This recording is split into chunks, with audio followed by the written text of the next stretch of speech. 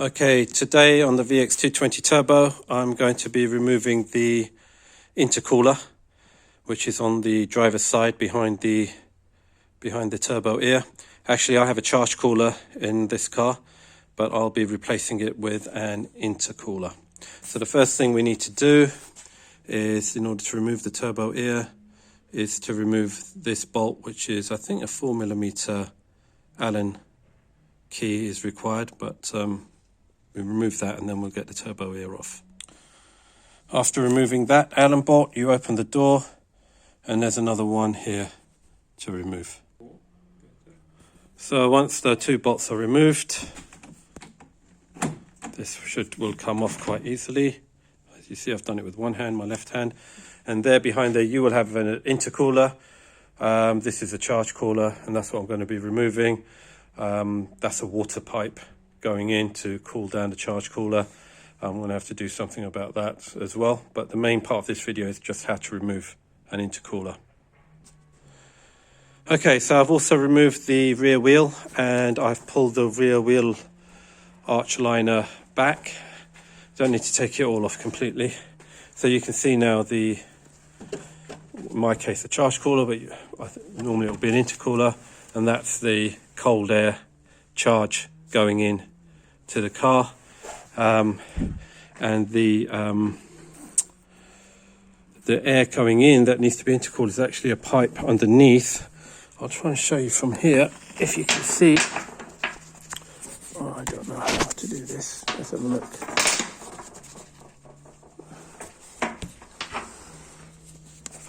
No, I'm having difficulty here. So here it is. This is the pipe. That's the pipe going in from underneath. So those are the two pipes you will remove on your intercooler to get your intercooler out. There will also be a map sensor on the top that needs to be sorted out, and I'll show you that later. This pipe, in case you're wondering, is a water pipe, as I said before. You will not have that on your intercooler. So first things first, we're going to remove the top pipe by loosening the Jubilee clip. So I have removed the Jubilee clip, opened it wide, got it over the ridge. Take that off. Now this obviously probably will be, the pipe will be fairly well secured, so give it a turn, which I've already done with two hands, and that loosened it off. And now I can just take it off like that with one hand. So that's that done. And there on the top is the map sensor. Okay, so for the bottom pipe, I'm looking down from the turbo ear. It's going to be a bit difficult to see, but I hope you can just make out the screw of the Jubilee clip. I'm trying to get it in more. No, my camera's not. But that's it, right in the middle of your screen. That's what I'm going. I can't put my finger in there, otherwise it'll get in the way of the camera. So yes, there you go. I've got someone else helping with the light right there. So that's what we're going to do now, is remove that. Okay, just for your assistance, I've showing you how the ratchet, what I'm using to get to that. It depends how yours Jubilee clip, where it's facing, but at least you know where it is. You might have to go from underneath the car. I've changed this before, so I've put the Jubilee clip like that, so it's easy for me to undo. Okay, so I've removed the water pipe for the charge cooler, and you can see one of the securing bolts to secure the charge cooler is there, which I need to undo. At the bottom, I've undone the Jubilee clip for the pipe that comes from the turbo into the charge cooler. At the moment, I'm not going to try and take that off just yet because I'm having difficulty getting my hands in there, so I thought I'll try to remove this first, or get some room by removing the securing bolts first. Okay, whilst talking, can you see the pipe at the bottom? What I've managed to do, actually, I don't know if I was lucky doing that, I put the screwdriver on it and carefully, I didn't prise it against the body of the car, I carefully pushed it and that has come loose. It's difficult to see. I'll try and get this in. There you go, so you can see that. So I've pushed it down with the screwdriver around the edges, and it sort of came loose, so that will come out now quite easily.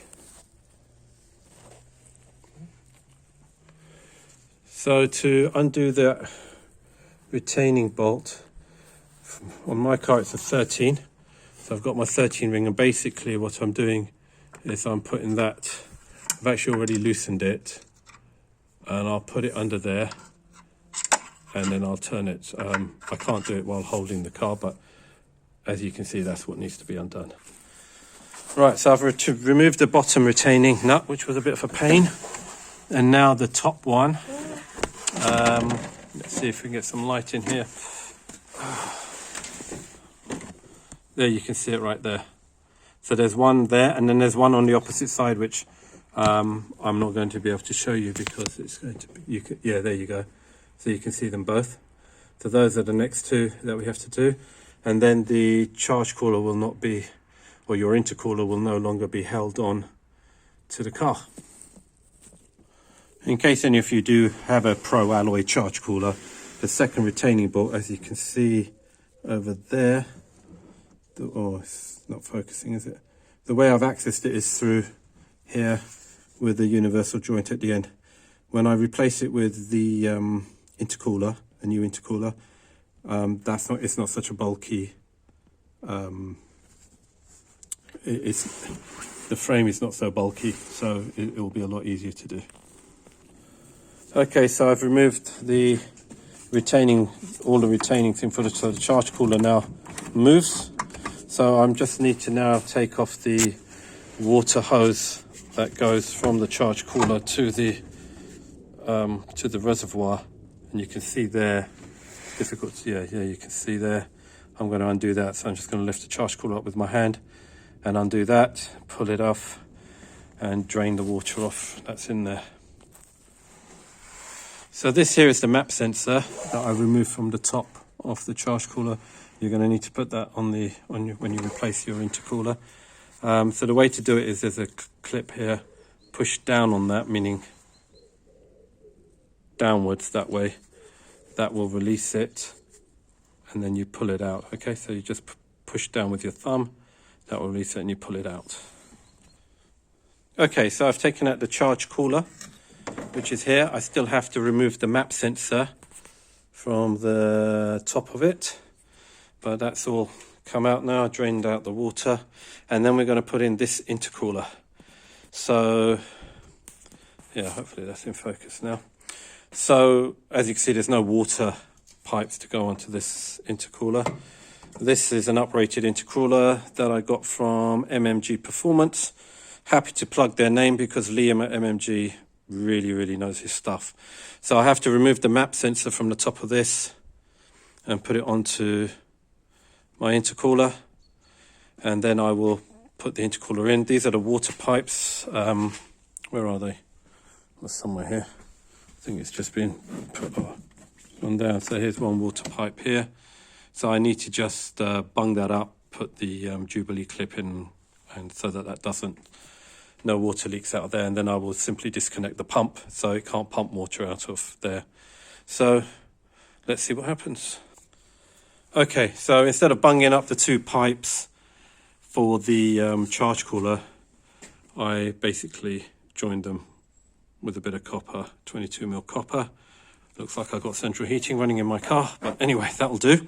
Now, to look at the intercooler, you will see that the charge cooler was secured that way with this, but the intercooler doesn't have that, it has this. Now, the reason is because when the charge cooler was put into the car, this clamp was fitted in to hold it. So basically, I'm going to remove the clamp, I'm going to remove that, and my intercooler is going to simply connect into there, I hope.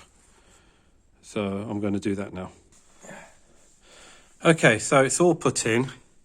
You can see I have attached it back to where it was before, but the bottom one doesn't seem to fit where the hole is, so I might look at that, do something else to it. However, it doesn't move, so if I try to move this, it's absolutely solid. It's not moving at all, so I don't think there's going to be a problem.